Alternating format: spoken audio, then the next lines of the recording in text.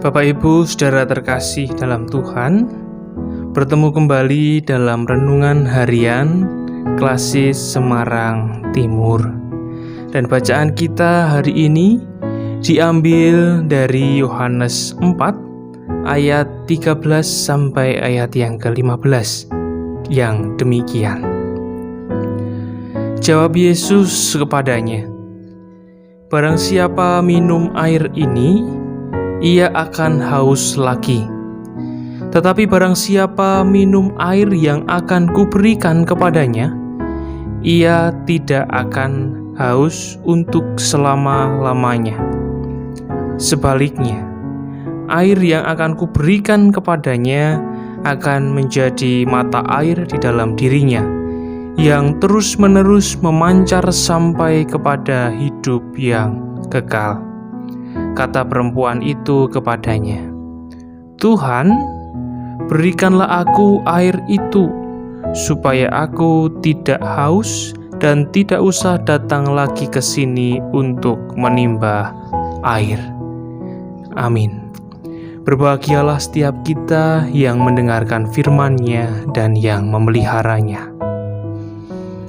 Bapak Ibu, saudara yang terkasih dalam Tuhan, ada pepatah, diberi hati, minta ampela. Pepatah ini sering kita dengar untuk menunjukkan bahwasannya ketika kita diberi sebuah kebaikan, kita minta kebaikan yang lebih lagi. Pepatah ini juga nyata dalam cerita orang Samaria yang bercakap dengan Yesus di sebuah sumur.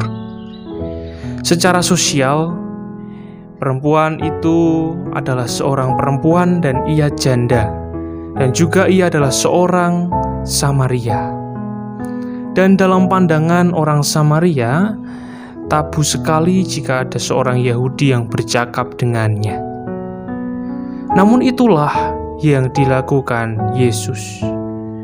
Ia menyentuh, ia merengkuh, dan ia merangkul orang-orang pinggiran seperti perempuan itu. Di titik itu, perempuan itu sudah diberi hati oleh Yesus. Ia diberi perhatian, ia dikasihi, ia dimanusiakan oleh Yesus. Namun dalam percakapannya, ketika Yesus berbicara tentang air hidup, ia juga menginginkan air hidup itu. Akan tetapi, pemahamannya tentang air hidup masih sangat dangkal. Ia mengira air hidup itu akan menyejukkannya secara duniawi, secara lahiriah. Padahal yang dimaksud Yesus tentunya lebih dari itu. Setelah diberi hati oleh Yesus, ia menginginkan sesuatu yang lebih. Dengan berkata, "Berilah aku air itu, supaya aku tidak haus dan tidak usah datang lagi ke sini untuk menimba air." Hal ini pun senada dengan orang banyak di Yohanes pasal 6 yang juga meminta roti hidup kepada Yesus. Motivasinya sama. Mereka minta roti hidup itu supaya tidak lapar lagi secara lahiriah.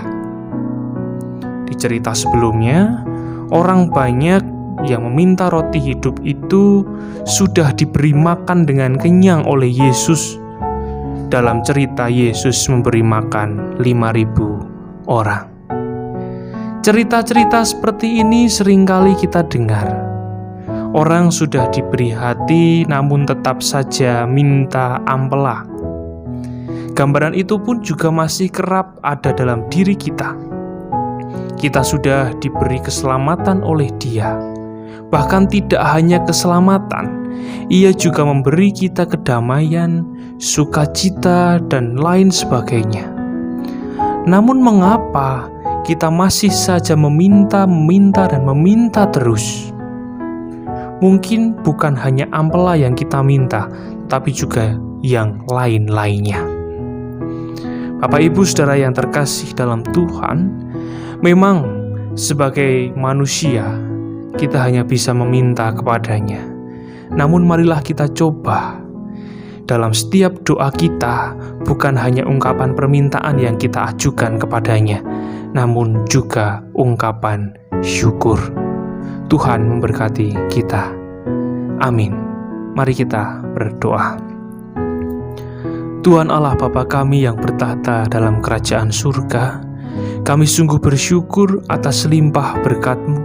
Kami sungguh bersyukur atas anugerah yang Kau berikan kepada kami. Kami pun sungguh bersyukur atas rahmat setiap hari.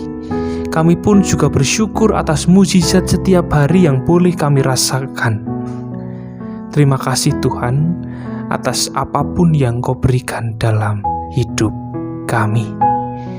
Dan biarkanlah diri kami juga memberikan apa yang sepatutnya kami berikan kepada orang-orang di sekitar kami. Terima kasih Tuhan. Demi Kristus kami berdoa. Amin.